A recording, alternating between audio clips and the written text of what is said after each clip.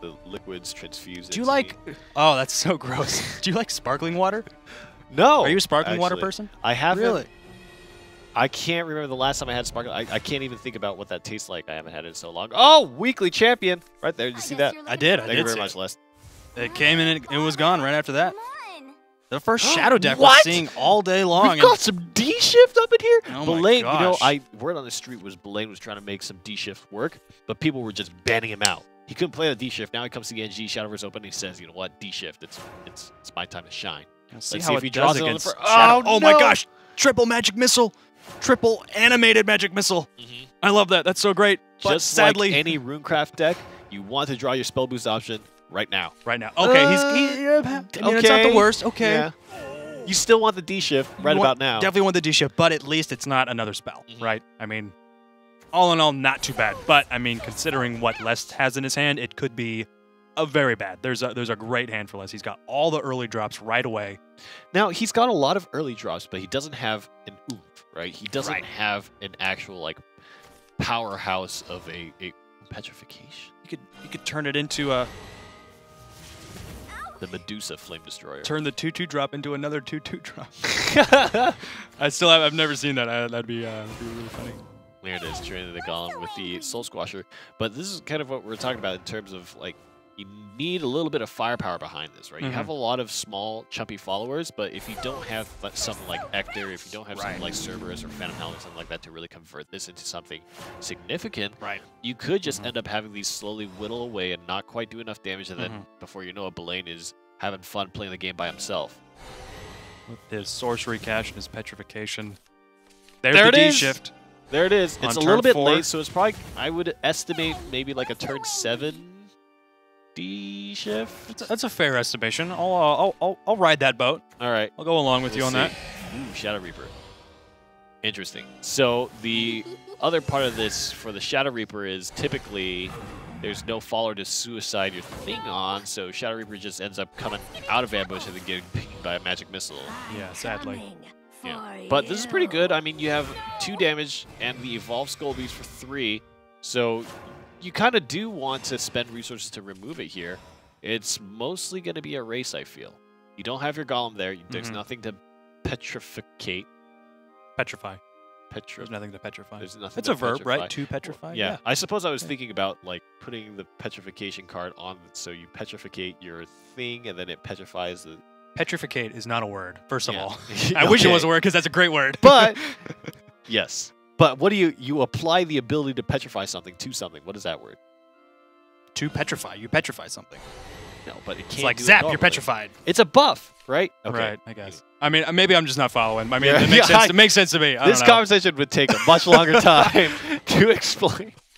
He's got another D-shift. Another D-shift. And he's got the Time Ward Mage. The He's zero as old cost as dirt. Flame Destroyer, too, coming in that card really early in the game. Yeah. He was able to spell boost that all the way up. The big thing is you would like to have this Flame Destroyer on your D-shift turn to guarantee that it kind of survives, but now there's definitely a target for less to be like... coming into a Cerberus on turn 5. Ooh, that's not bad at all. Very nice. I am the Mad Cyclone. It's going to save that for possibly turn 6 or 7 when you can play Coco or Mimi on the same turn as well, but either way, this Flame Destroyer is going to go down, and that Shadow Reaper is going to get fed, man. Yeah. I mean, the Flame Destroyer is actually mitigating a lot of damage here, but a good line of play from Lest. Cleared it out, does 5 damage, and now you are still kind of in a tough spot. Yeah, Levi plus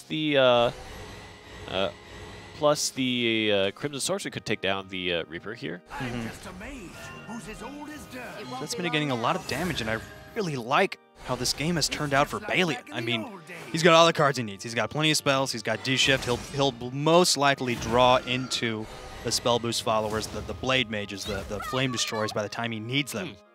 Hopefully. And meanwhile, Lest only has 2 cards in his hand. He's got Cerberus, which is great, and Skull Beast as well, so he's going to be able to certainly gain the tempo back here, but I think Balaen is really sitting pretty.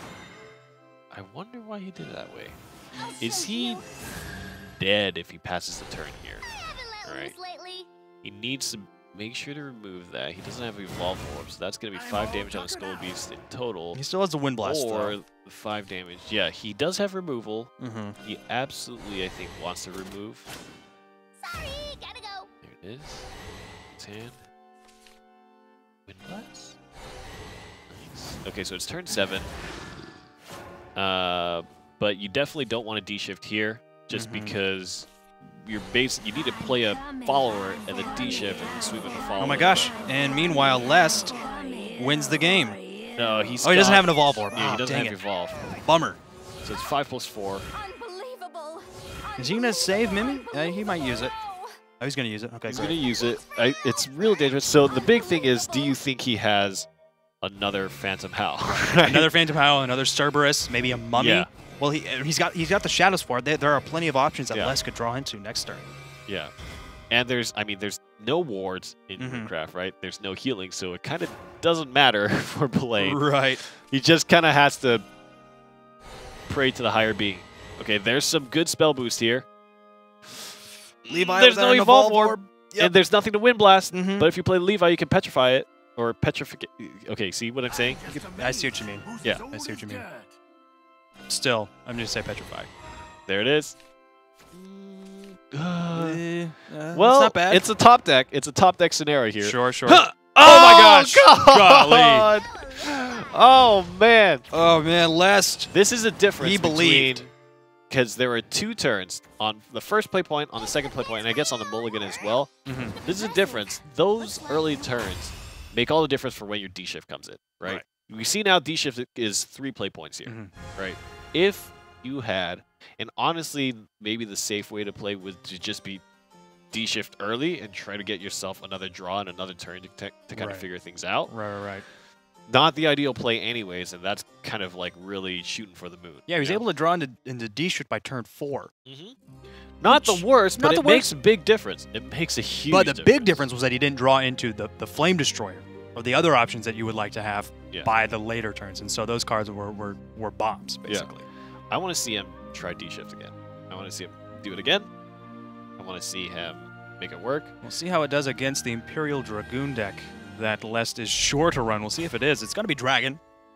And Balaen is sticking with the D-shift. You're looking for a fight. Sticking with the D-shift. Not bad. He comes into Levi. I would throw away the Flame Destroyer. Yeah. Yeah. Try to get the... well, Merlin. That's not bad. That's not bad at all. The only thing is Merlin is turn 4, which is if you get turn 4. You can spell boost it quite a bit, right? It's also the rate of which you spell boost. And if you have multiple sorcery caches, you just really hammer home that. And Balaen's going first, so I mean, even on turn 4, he's not going to have the Evolve Orb, so that Merlin's not going to be able to attack the same turn that it's summoned. Yes. Oh, he's got the Magic Missile. Okay, great. Still, no D-shift in sight. We'll see what the draws are going to be. He's definitely going to want to be fishing for those options for sure. It's looking like another one of those games. Yep, and Les has got the Lyrial, and he's got the Aelia as well. So what's with people getting Sybil? triple 10 drops on Dragoncraft today? He's probably just got a lot of 10 drops in his deck. That's how that works. That's very true. That is very true. The more 10 drops you have, the higher likelihood. I'm sorry, that was whatever. No, you're right. You are correct. Good sir. But you're right. We don't always see Grab Iron Smelter. like turn 2, 5, 10 drops. Oh my gosh, there's the third Bahamut. Yeah, that's unusual. That doesn't happen all the time. Unusable. All right, that does not look pretty. 4 damage on the board, plus Evolve is kicking into gear. And got the Scrap Golem. Just to at least mitigate one attack. It's not going to be able to destroy anything unless it's evolved. Flame Destroyer could be played soon, but so could Merlin. Merlin and a Jelt Snipe next turn could be really nice. Yeah. We'll see the Merlin may pull a D-shift here. It very well could, especially... Yeah, I mean, Les is going to have to spin to follow. There it is! Gets the D-shift. Great. But it's even later than the previous turn. There is a sorcery cache. Ooh, drawing another spell boost card. Not bad, man. Merlin value, especially now that Les has to, unless he draws, Blazing Breath or something like that, he's going to have to summon a follower and spend an Evolver and trade into that. Wrathdrake? Yep. Yeah, probably the Wrathdrake. Super important. You do not want to let Merlin swing again. Right. That's real bad. unless there's a Calamitous Curse. We've seen the Calamitous Curse, but I mean, and the Petrification as well. So I mean, like, unless you're able to draw into those options, I mean, that's just 2 spots on your board with those sigils that's taken up that you're not able to really use at all. I'm just amazed. But I mean, when you do get to use them, when you do get the Calamitous Curse, oh, that's gotta feel so good. It's just like back in the old days. I mean, Balaen has set himself up for a pretty good situation. I'm all Triple tuckered out. 1-drop spells is going to turn Fate's Hand into a 0-drop. And then you still got Magic Missile for more draw. And your Flame Destroyer is coming up to 0 cost. Right. This all is very, very important because once you get that 0 cost Flame Destroyer, you can play a D shift that is equal to your play points, but still have that Flame Destroyer be relevant, right? And that's actually a big game changer there. The only thing is Balaen has no more Evolution Orbs, and that could change the math for how many swings he would need to close it out. Man, drawing A into second Sorcery Cache. Yep. And he's going to be able to spell boost a lot because he's going to get a 0 cost Fate's Hand. Oh boy. Oh my gosh. God. Oh god. Oh man. There's another Flame Destroyer that's still 10 costs though. Okay, so he could play D-Shift on the next turn. Right. Flame Destroyer, D-Shift.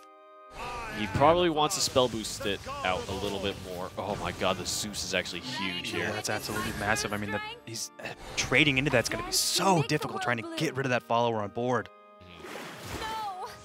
Even with, I mean, Calamitous Curse, he's going to have to get the Petrification here, honestly. Yeah. Try to deal with that. Oh my gosh, he did.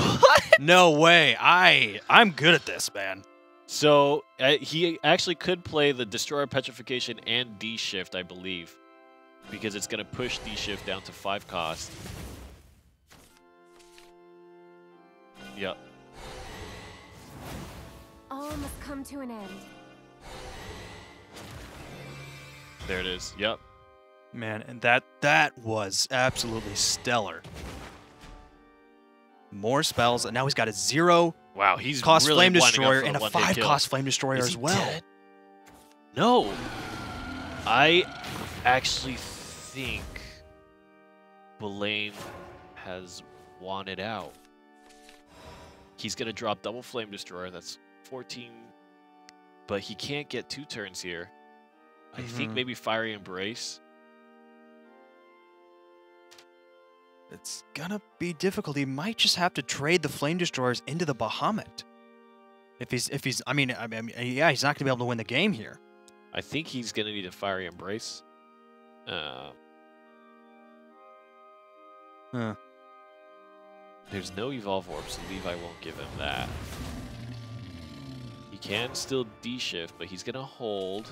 Les could just summon another I Bahamut, think honestly. he won. Yeah. I think he won. I think Balaen just won here. Well, it depends on what he draws. Yeah. Yeah, because either way, the Flame Destroyers are only going to do 14, right, on the next turn. That's not enough.